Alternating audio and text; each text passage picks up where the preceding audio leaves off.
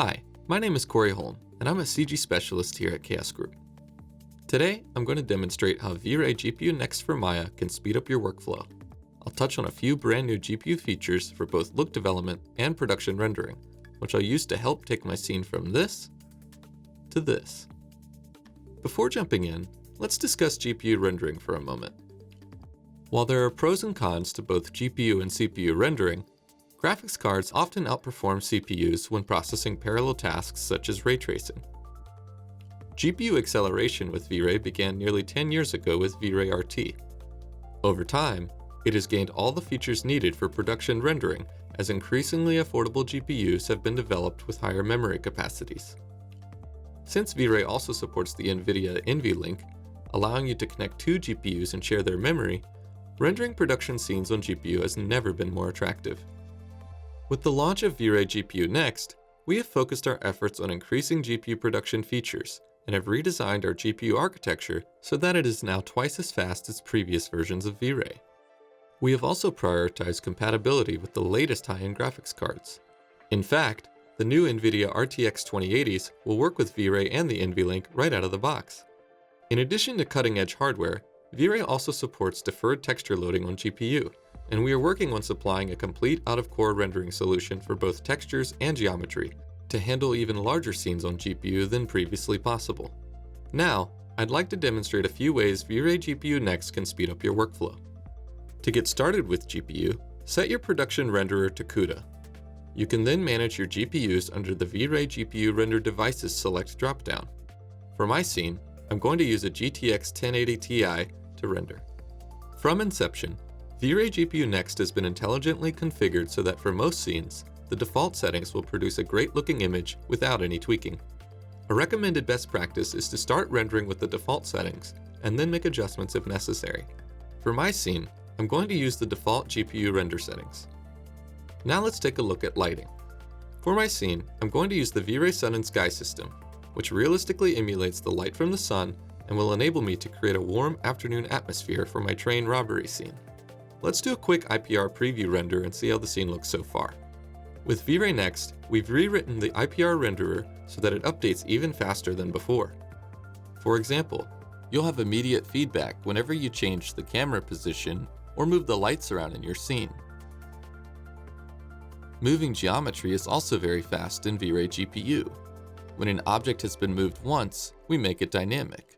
This means that when you're trying to find the best position for the geometry in your scene, the second time you move an object and thereafter, you'll see nearly instantaneous feedback in the IPR. Now let's assign materials in the scene.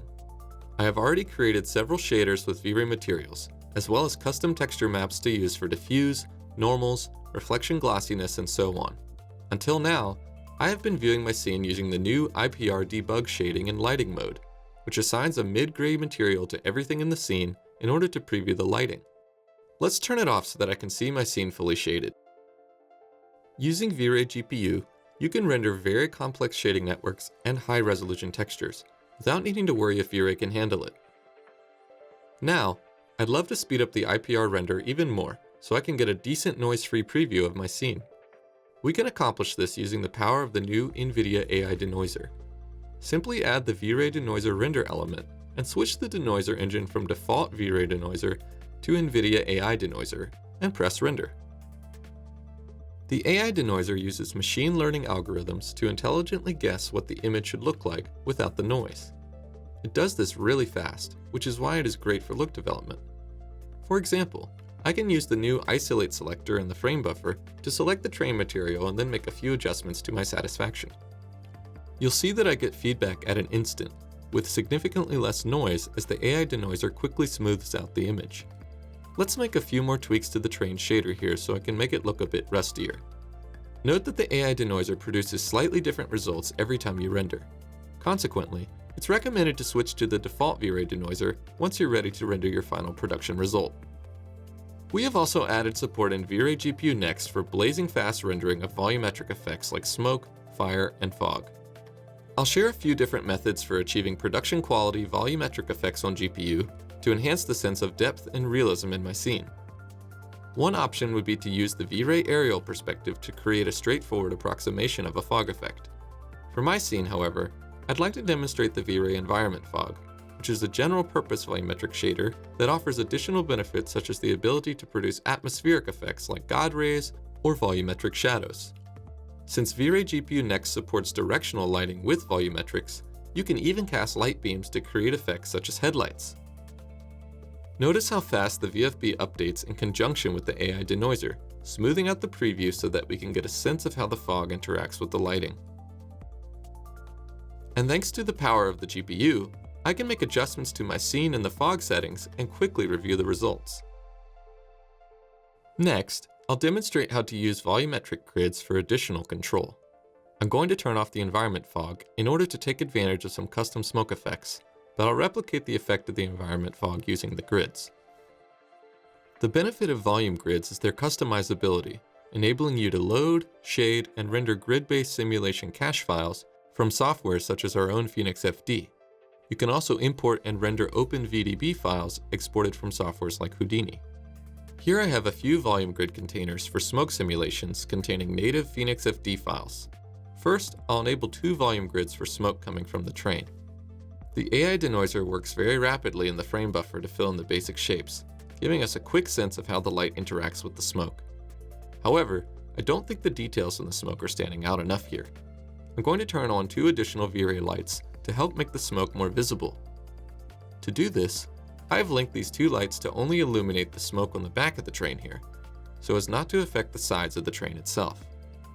Here you can see how V-Ray GPU Next can handle light linking in IPR. And thanks to the new GPU architecture, you can spend less time waiting for previews and devote your attention fully to composing your scene.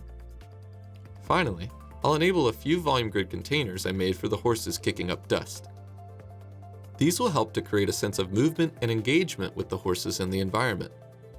I have also enabled motion blur from my final render by creating a simple one-frame animation for the geometry and motion, so that way the riders, train, and smoke effects stay in focus. Okay, it's time to render the final image.